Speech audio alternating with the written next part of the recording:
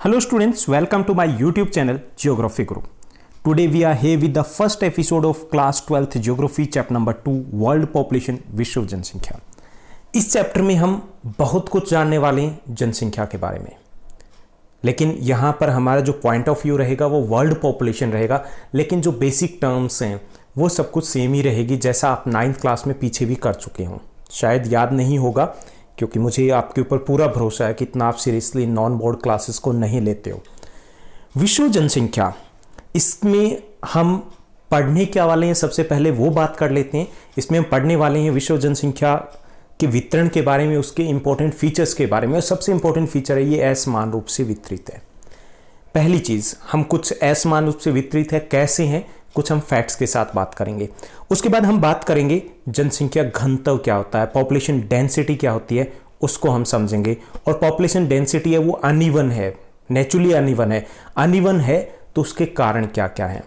उसके बाद हम पॉपुलेशन ग्रोथ की बात करेंगे, जनसंख्या वृद्धि क्या होती है, कितने टाइप की होती है, और पॉपुलेशन ग्रोथ और पॉपुलेशन चेंज के फैक्टर कौन से होते हैं, कौन से कारक होते हैं जो जनसंख्या वृद्धि और जनसंख्या परिवर्तन को प्रभावित करते हैं। जनसंख्या वितरण है वो भी प्रभावित होता है कई सारे कारकों से, उनकी हम बात करेंगे। हम बात करेंगे बर्थ रेट, डेथ रेट और माइग्रेशन की, प्रवास की। प्रवास हालांकि इतना डिटेल में नहीं दिया गया, लेकिन हम पूरा डिटेल में जाएंगे, जानेंगे उसके वेरियस एस्पेक्ट्स को।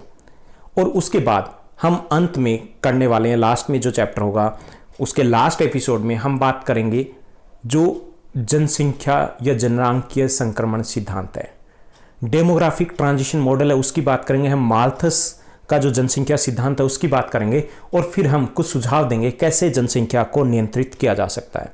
तो काफ़ी सारे टॉपिक्स मैंने बता दिए, लेकिन बहुत अच्छी कोरिलेटेड है, आपस में रिलेटेड है, हमारे आसपास से रिलेटेड है। हमसे अच्छा कौन जान सकता है जनसंख्या को, क्योंकि हम जहाँ भी जाते हैं, आपने देखा होगा बाजार में जाइए भीड़, आप ट्रेन में जाइए भीड़ है, मेट्रो में बैठिए भीड़ है, बैठिए कहाँ, बैठने की जगह ही नहीं मिलेगी, भीड़ है, बसेस में सब जगह भीड़ ही भीड़ है। तो ये क्यों है? क्योंकि हमारी जनसंख्या बहुत अधिक है। हम एक यही तो है जिसमें हम अमेरिका से, यूरोपीय देशों से आगे है जनसंख्या में। यही है जिसके बाद हर बच्चे को पता है, फख्र से बोलता है जनसंख्या में हम कौन से स्थान पर है, हर कोई बताएगा हम दूसरे स्थान पर है। आप फर्स्ट सेकंड थर्ड के बच्चे को पूछ लीजिए।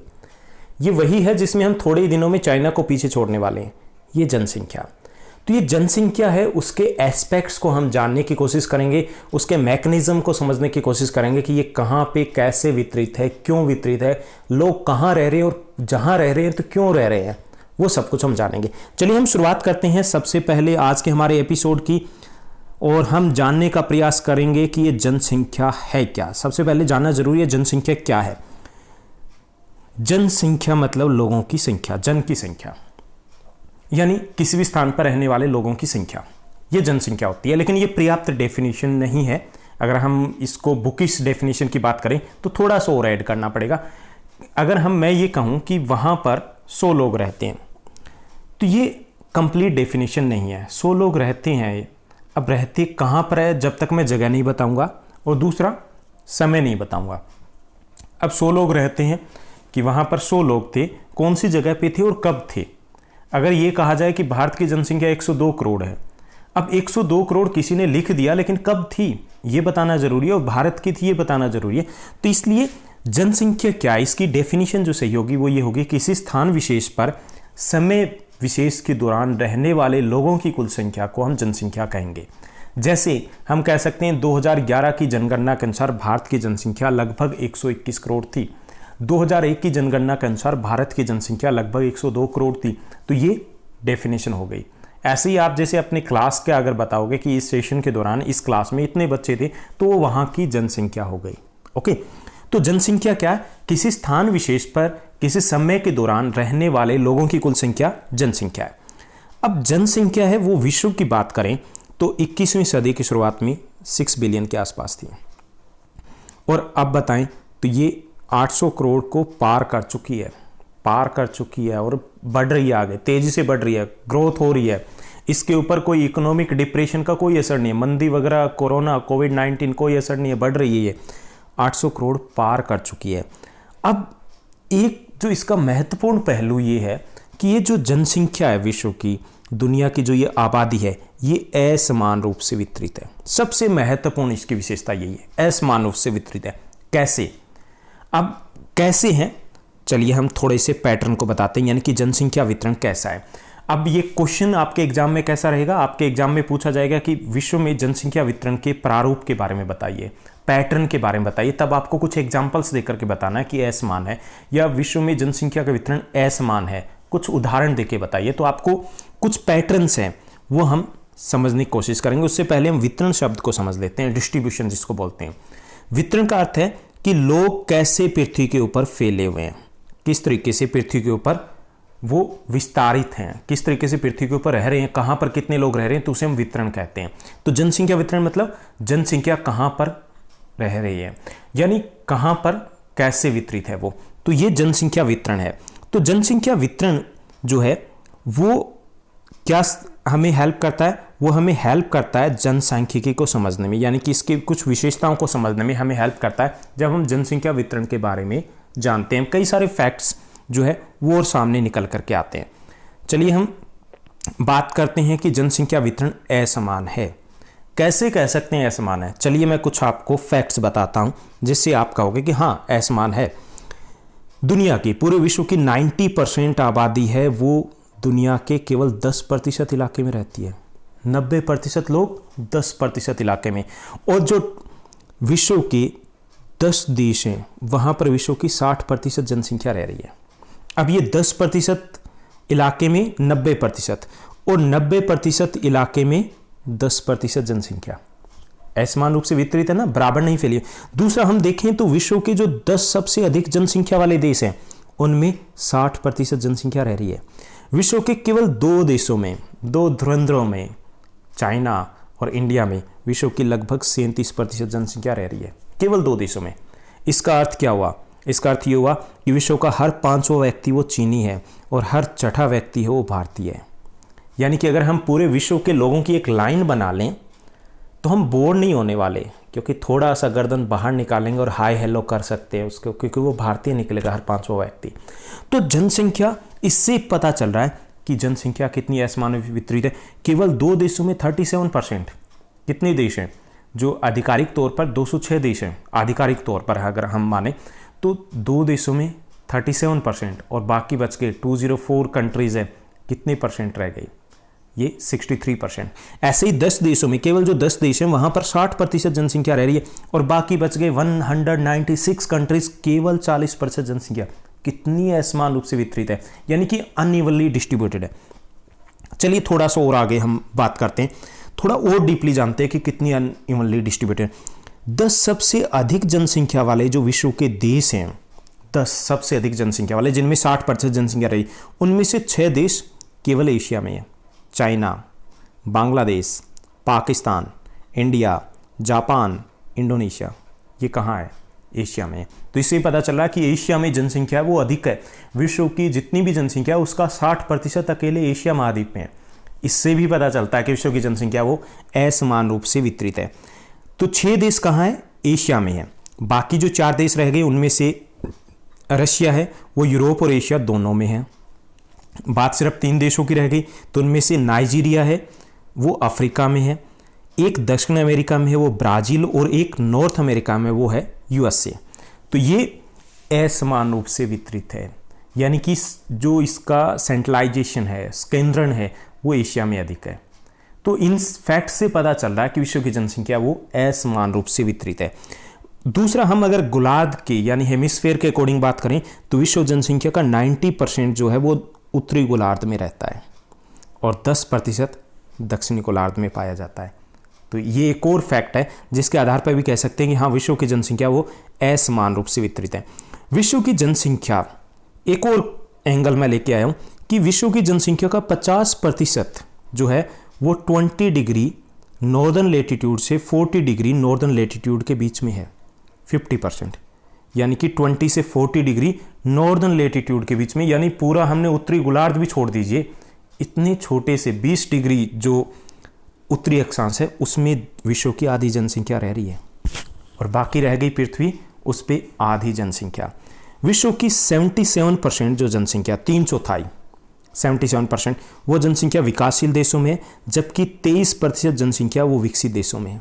वास्तव में विकसित होने का कारण एक ये भी है कि उनकी जनसंख्या या तो कम है या नियंत्रित है और संसाधन अधिक है। जो विकासशील देश है उनको एक समस्या का जो सामना करना पड़ रहा है वो है ओवर पॉपुलेशन। संसाधन कम पड़ते जा रहे हैं, जनसंख्या बढ़ती जा रही है। तो ये कई सारे फैक्ट है जिनसे हम जान सकते हैं कि विश्व की जनसंख्या वो असमान रूप से वितरित है। चलिए मैं कुछ आपको डायग्राम के थ्रू दिखाता हूँ, आप इसमें से और बेटर तरीके से समझ पाओगे। विश्व जनसंख्या मैंने शो की है कि कहाँ पर कितनी है। ये कंट्रीज़ हैं, यहाँ अब विजिबल हो जाएगा। अब यहाँ पे देखिए, चाइना 19.4%, इंडिया 17.5%, दो देश हो गए जिनमें 37% पॉपुलेशन है। उसके बाद यूएसए में 5% है। उसके बाद Indonesia 3.4%, Brazil 2.8%, Pakistan 2.7%, Bangladesh 2.4%, Nigeria 2.3%। यहाँ पर जो यूएसएसआर और रशिया, जो रशियन फेडरेशन है 1.2%, और यहाँ पर जापान 1.9%। ये जो देश हैं जहाँ पर 60% जनसंख्या रह रही है। टॉप 10 कंट्रीज़ पॉपुलेशन के अकॉर्डिंग जो टॉप 10 कंट्रीज है, बाकी 41% बाकी सभी देशों में रह रही है। तो ये इससे भी हम थोड़ा सा और समझ सकते हैं कि कैसे विश्व में जनसंख्या असमान रूप से वितरित है, बराबर नहीं बंटी हुई। थोड़ा और हम डीपली जाते हैं, थोड़ा और हम कंटिनेंट वाइज थोड़ा अंदाज़ा लगाते हैं कहाँ पर कितनी जनसंख्या है। तो ये कंटिनेंट वाइज ही एक डायग्राम और लिया मैंने। यहाँ पे देखिए कि एशिया, ये एशिया है, यहाँ पर 60% जनसंख्या है अकेले एशिया में। उसके बाद अगर हम बात करें यूरोप की, यहाँ पर केवल 11% जनसंख्या, जहाँ डेवलप्ड कंट्रीज़ है ज़्यादातर। नॉर्थ अमेरिका में 8% के आसपास जनसंख्या है। अगर हम बात करें साउथ अमेरिका की तो यहाँ पर 6% के आसपास जनसंख्या है। अगर हम यहाँ थोड़ा और आगे जाएं अफ्रीका तो यहाँ पर 15% है। और ओशिनिया यानी कि ऑस्ट्रेलिया की बात करें तो केवल 0.53% पॉपुलेशन है। यानी इस आधार पर भी हम देख सकते हैं कि अकेले एशिया में 60% जनसंख्या है। एक तरफ एशिया 60%, दूसरी तरफ ऑस्ट्रेलिया है जहाँ पर 0.53% जनसंख्या है। 0.53%, आधा प्रतिशत है। और भारत एक देश है ना एशिया का, उस अकेले देश में विश्व की कितने प्रतिशत जनसंख्या है? कितने प्रतिशत? 17.5 यानी कि 17.5%, 17.5%। और कहाँ पूरा महाद्वीप है? कौन सा? अफ्रीका। यानी वहाँ की जनसंख्या से भी ज़्यादा जनसंख्या हमारे देश में है। तो इससे भी हम अंदाज़ा लगा सकते हैं कि हमारे यहाँ पर विश्व में जनसंख्या कैसे असमान रूप से बंटी हुई है। ओके, चलिए थोड़ा और हम जानने की कोशिश करते हैं, इस चीज़ को समझने की कोशिश करते हैं, वो है जनसंख्या घनत्व के द्वारा। तो अब जो हमने पहला टॉपिक किया है, जिसमें से एक इम्पोर्टेंट क्वेश्चन बन सकता है कि विश्व की जनसंख्या असमान रूप से वितरित है, आप कैसे कह सकते हो, या कुछ उदाहरण दे करके बताइए। तो हमें कुछ एग्जाम्पल दे के बताने, जितने सारे मैंने बताए जरूरी नहीं कि आप सारे ही समझो, उनमें से कुछ एग्जाम्पल्स आप कर सकते हो। अब हम आगे बढ़ते हैं और जानते हैं जनसंख्या घनत्व को।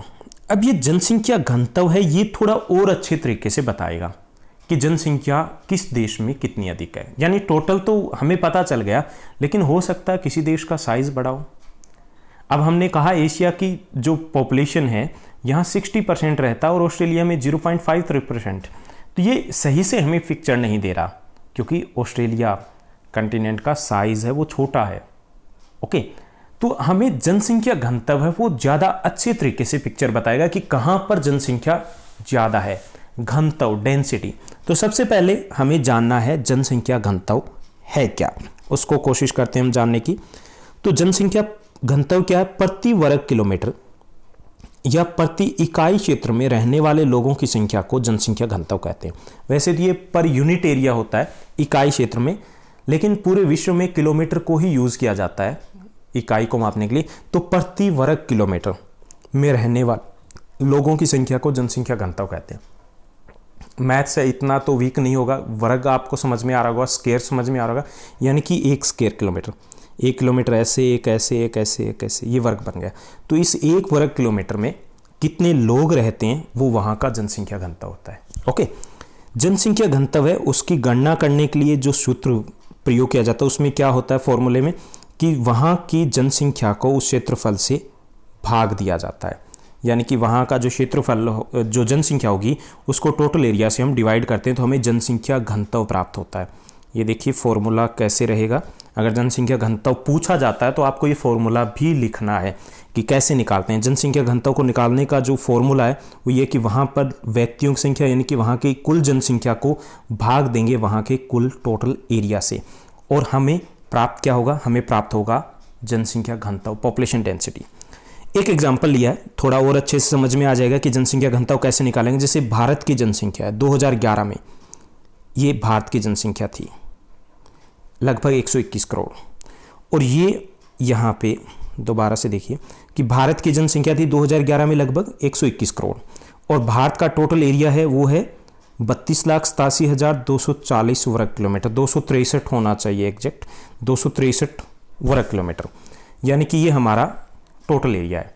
तो इसको हम जब भाग करेंगे, डिवाइड करेंगे किसको, जनसंख्या को टोटल एरिया से, ओके, इसको टोटल एरिया से, तो हमें ये जनसंख्या होगी और ये टोटल एरिया होगा।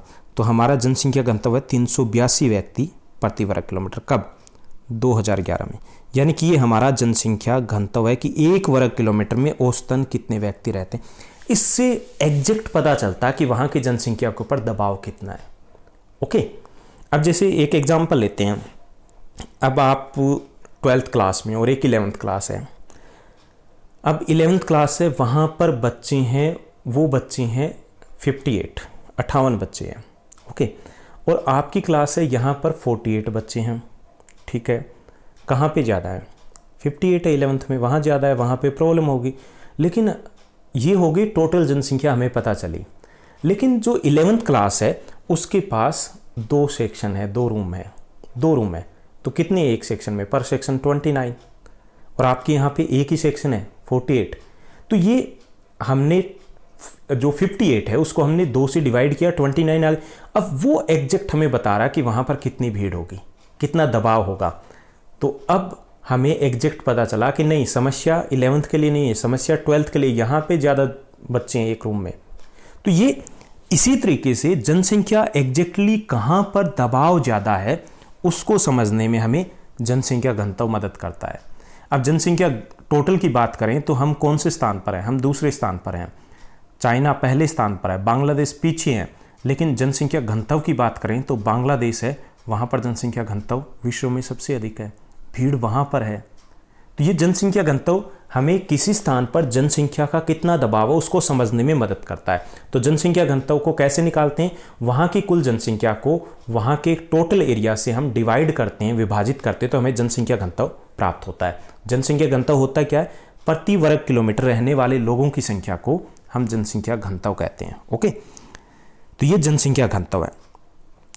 जनसंख्या घनत्व का यूनिट जैसे हमने पहले ही बात कर ली थी कि इसको किलोमीटर स्क्वायर यानी कि वर्ग किलोमीटर, हिंदी में हम इसको लिख सकते हैं प्रति वर्ग किलोमीटर, इसको लिखा जा सकता है। हालांकि कुछ देशों में इसको प्रति वर्ग मील भी इकाई का प्रयोग किया जा सकता है, लेकिन विश्व के अधिकांश देश हैं वहाँ पे किलोमीटर स्क्वायर यानी कि प्रति वर्ग किलोमीटर उसमें ही मापा जाता है। तो ये इसकी यूनिट होती है कि किस में मापा जाता है। अब जनसंख्या का वितरण की बात करते हैं कि वितरण का अर्थ है लोग कहाँ पर रह रहे हैं, कैसे रह रहे हैं, ठीक है। यानी कि वितरण किससे पता चलेगा, हमें जनसंख्या घनत्व से, कि कहाँ पर ज़्यादा लोग रह रहे हैं, जनसंख्या घनत्व अधिक है, और कहाँ पर कम है, कहाँ पर मध्यम है। तो चलिए हम पता करते हैं जनसंख्या घनत्व का। तो आपके लिए समझना आसान हो, एग्जाम के पॉइंट ऑफ व्यू से लिखना आसान हो, तो उसके लिए जनसंख्या घनत्व, तो हम पूरे विश्व को 3 भागों में बांटेंगे, ठीक है, उच्च घनत्व वाले, मध्यम घनत्व वाले और कम घनत्व वाले। इसके लिए ये इसलिए किया गया कि आपके लिए समझना लिखना आसान हो जाएगा। तो पूरे विश्व की जनसंख्या को हमने 3 समूह में डिवाइड किया, उच्च घनत्व वाले इलाके, मध्यम घनत्व वाले इलाके और कम घनत्व वाले इलाके। उच्च घनत्व वाले हाई पॉपुलेशन डेंसिटी वाले एरियाज कौन से, जहां पर जनसंख्या घनत्व 100 व्यक्ति प्रति वर्ग किलोमीटर से या उससे अधिक है, ओके। 100 व्यक्ति प्रति वर्ग किलोमीटर या उससे अधिक है, वो उच्च वाले हैं, यानी कि वहाँ जनसंख्या घनत्व ज़्यादा है। कौन से इलाके हैं, यूएसए का उत्तरी पूर्वी भाग आ जाएगा, नॉर्थ ईस्ट पार्ट आ जाएगा, यूरोप का जो नॉर्थ वेस्ट पार्ट आ जाएगा, यानी जो डेवलप्ड कंट्रीज है वो आ जाएगी, दक्षिण और दक्षिण पूर्व और पूर्वी एशिया आ जाएगा। इसमें इंडिया, चाइना, या हम साउथ ईस्ट एशिया की बात करेंगे, काफ़ी सारा देश आ जाएंगे और इंडिया और चाइना का काफ़ी सारा भाग आ जाएगा। यहाँ जनसंख्या घनत्व अधिक है। ओके, तो ये इजी हो जाएगा आपके लिए कि उच्च जनसंख्या घनत्व वाले इलाके कौन से होते हैं जहाँ 100 व्यक्ति या उससे ज़्यादा प्रति वर्ग किलोमीटर जनसंख्या घनत्व है। तो कौन से इलाके आएंगे? यूरोप का पश्चिमी भाग और इसके साथ साथ यूएसए का पूर्वी भाग और साउथ एशिया और साउथ ईस्ट एशिया, ये सब कुछ आएंगे इसमें। ओके, अब क्यों अधिक है, क्यों अधिक है ये भी थोड़ा सा जान लेते हैं। यहाँ पर उद्योगों का विकास अच्छा हुआ है इन इलाकों में, मिट्टी बहुत उपजाऊ है, कृषि का विकास अधिक हुआ है यहाँ पर, साथ ही साथ यहाँ की जलवायु भी उत्तम है, अच्छी जलवायु है, मैदानी इलाका है। तो इन सब कारणों से मोटे तौर पे हम लिखें तो जलवायु, कृषि का विकास यानी मिट्टी उपजाऊ इसलिए कृषि का विकास है, साथ साथ उद्योगों का विकास है और आर्थिक विकास यानी यातायात परिवहन के साधन भी अधिक है। तो इन सब कारण यहाँ पर उच्च जनसंख्या घनत्व पाया जाता है, यानी कृषि, जल की सुविधा है, मिट्टी उपजाऊ है, जलवायु भी अच्छी है, औद्योगिक विकास भी अच्छा हुआ है। तो ये कारण है जिसके कारण यहाँ जनसंख्या अधिक पाई जाती है। उसके बाद जो दूसरा समूह है वो है मध्यम जनसंख्या घनत्व वाले इलाके। मध्यम वाले, इसमें किसको शामिल करेंगे? जहां जनसंख्या घनत्व 2 व्यक्ति प्रति वर्ग किलोमीटर से लेकर के 99 व्यक्ति प्रति वर्ग किलोमीटर के बीच में है। ओके, 2 से 99 के बीच में, उनको हम शामिल करेंगे। इसमें कौन से आएंगे? पश्चिमी चीन, वेस्टर्न चाइना आ जाएगा जहाँ पे कम है थोड़ा, एशिया का जो मिडिल ईस्ट एशिया है, मध्य एशिया वो आ जाएगा, नॉर्वे, स्वीडन, यूरोप में आ जाएंगे, उत्तर पूर्वी भारत आ जाएगा, नॉर्थ ईस्ट जो इंडिया है वो आ जाएगा, वहाँ पर भी इसी के में आएगा, मध्य ऑस्ट्रेलिया आ जाएगा, वहाँ पर भी जनसंख्या घनत्व मध्यम है। तो ये यहाँ पर मध्यम क्यों है? वही कारण है। क्या कारण है? कृषि का विकास सीमित हुआ है इन इलाकों में, परिवहन के साधनों का विकास कम हुआ है, यहाँ पर सीमित हुआ है, कम नहीं सीमित हो लिखना है हमें, और यहाँ पर उद्योगों का विकास सीमित हुआ है, मिट्टी कम उपजाऊ है, जलवायु इतनी अनुकूल नहीं है। तो इन सब कारणों से यहाँ पर जनसंख्या घनत्व मध्यम है। अब तीसरा जो भाग है वो है कम जनसंख्या घनत्व वाले इलाके। कम वाले में हम कौन से शामिल करेंगे? जहाँ पर 1 व्यक्ति या उससे भी कम प्रति वर्ग किलोमीटर जनसंख्या घनत्व है, डेंसिटी बहुत कम है। अब कम वाले में तो हम सीधा ही लिख सकते हैं ध्रुवीय इलाके, बहुत ठंडे इलाके या बहुत गर्म इलाके हैं, वहाँ पर जनसंख्या घनत्व कम है। तो इसमें उत्तरी और दक्षिणी ध्रुव की तरफ हम जाते हैं वो इलाके हैं, भूमध्य रेखा के आसपास के गर्म इलाके हैं, ठंडे रेगिस्तान है या फिर ज़्यादा बारिश वाले इलाके हैं, ऐसे इलाके हैं जहाँ पर जनसंख्या घनत्व बहुत कम है। अब हमारे देश की बात की जाए तो हमारे देश में सबसे कम जनसंख्या घनत्व क्या? अरुणाचल प्रदेश है। तो वो ना तो बहुत ठंडा इलाका है ना ही बहुत गर्म इलाका है, तो वो एक्सट्रीम जहाँ क्लाइमेट होगी सिर्फ वही इलाके आएंगे। जैसे सारा डेजर्ट है, बहुत गर्म इलाका है, या गोभी का पठार है जहाँ पर गोभी मरुस्थल है वो इलाका है, या हम साइबेरिया की बात करें, नॉर्दर्न पार्ट ऑफ रशिया की बात करें, तो वहाँ पर जनसंख्या घनत्व बहुत कम है। तो बहुत ठंडे या बहुत गर्म जो इलाके हैं या बहुत अधिक वर्षा वाले इलाके हैं वहाँ पर जनसंख्या घनत्व अति कम होता है, सबसे कम होता है। ओके, तो यहाँ पर कम होने का बड़ा कारण ये है जलवायु अनुकूल नहीं है, मुख्य कारण है। इसके साथ साथ कृषि या उद्योगों का विकास या परिवहन के साधनों का विकास भी यहाँ पर नामात्र होता है, इसके कारण यहाँ पर जनसंख्या घनत्व कम रहता है। तो ये हमने किया कि जनसंख्या घनत्व क्या है और उसके आधार पर हम विश्व में जनसंख्या को या विश्व को कितने समूह में बांट सकते हैं, या विश्व में जनसंख्या वितरण पर नोट लिखिए अगर ये आए तो हमें इस तरीके से ही बताना है। उसके जो कारण क्या है वो थोड़ी थोड़ी एक्सप्लेन करने हैं, तो हमारा लॉन्ग आंसर टाइप क्वेश्चन बन जाएगा। तो ये था हमारा जनसंख्या घनत्व कैसे। अब थोड़ा सा हम और डिटेल में जाते हैं। यहाँ पे आप वर्ल्ड मैप को देख रहे होंगे, वर्ल्ड मैप में थोड़ा सा देखिए कि जनसंख्या घनत्व कम या ज़्यादा कहाँ है। थोड़ा सा और बेटर तरीके से कोशिश कर रहा हूँ कि आपको समझ में आ जाए। ये देखिए कि जहाँ पर जो ग्रीन शेड दिखाई गई है, ये ग्रीन शेड क्या दिखा रही है? ये दिखा रही है कम जनसंख्या घनत्व को। किसको दिखा रही है? कम जनसंख्या घनत्व उसको दिखा रही है। यहाँ थोड़ा सा और ऊपर की तरफ जाएंगे तो ये दिखाएगी यहाँ पर 0 से 12 के बीच में, उससे ऊपर जाते हैं तो यहाँ 13 to 25 के बीच में पॉपुलेशन डेंसिटी दी गई। उससे अगर और ऊपर जाएंगे तो यहाँ पर येलो जो शेड है वो दिखा रही है कि यहाँ 26 से 50 के बीच में। यानी ये जो ग्रीन है, हम मोटे तौर पे देखते हैं, जो ग्रीन शेड है यहाँ पर पॉपुलेशन डेंसिटी है वो काफ़ी कम है इन इलाकों में। और यहाँ पर जहाँ से ये रेड जोन शुरू होता है, यहाँ से यहाँ जनसंख्या घनत्व वो काफ़ी ज़्यादा है। जनसंख्या घनत्व जैसे इंडिया की बात करें, पाकिस्तान की बात करें, चाइना की बात करें, तो इनमें जनसंख्या घनत्व अधिक है। वेस्टर्न यूरोप की बात करें, इन वेस्ट इंडीज़ की बात करें, अफ्रीका के इन देशों की बात करें, साउथ ईस्ट एशिया की बात करें, तो यहाँ जनसंख्या घनत्व काफ़ी अधिक है। बांग्लादेश की बात करें तो यहाँ पे सर्वाधिक है, 800 से अधिक है, सबसे अधिक जनसंख्या घनत्व यहीं पाया जाता है। तो ये जनसंख्या घनत्व को थोड़ा और अच्छे तरीके से मैंने एलिब्रेट करने की कोशिश किया कि इससे हम समझ पाएँ कि जनसंख्या घनत्व है वो एक समान नहीं है, और हमने इसीलिए पूरे विश्व को 3 भागों में डिवाइड किया था, अधिक, मध्यम और कम वाले। अब थोड़ा जो हमने समझा है वो उम्मीद करता हूँ बहुत अच्छे से आपने समझा होगा, बहुत अच्छे से आप कर रहे होंगे कंसेप्ट्स। आगे हम जो नेक्स्ट एपिसोड है उसमें थोड़ा और डीपली जाएंगे, और इस चैप्टर का सबसे इंपॉर्टेंट क्वेश्चन है वो नेक्स्ट एपिसोड में करने वाले हैं। सबसे इंपॉर्टेंट इस वजह से कि लास्ट 10 ईयर्स के अगर क्वेश्चन पेपर देखोगे तो वो क्वेश्चन लगभग मोस्टली वो 8 टाइम्स है वो 5 मार्क्स के क्वेश्चन में रहा है, 2 टाइम्स वो 3 मार्क्स के क्वेश्चन में रहा है। तो ये सब कुछ हम नेक्स्ट एपिसोड में पढ़ेंगे। तब तक के लिए आप ऐसे ही पढ़ते रहिए, और अगर हमें आपको लग रहा है कि हम अच्छे से मेहनत कर रहे हैं, अच्छे से आपको समझ आ रहा है, तो आप इस चैनल को लाइक कीजिए, शेयर कीजिए, सब्सक्राइब कीजिए। Thank you, bye bye, take care.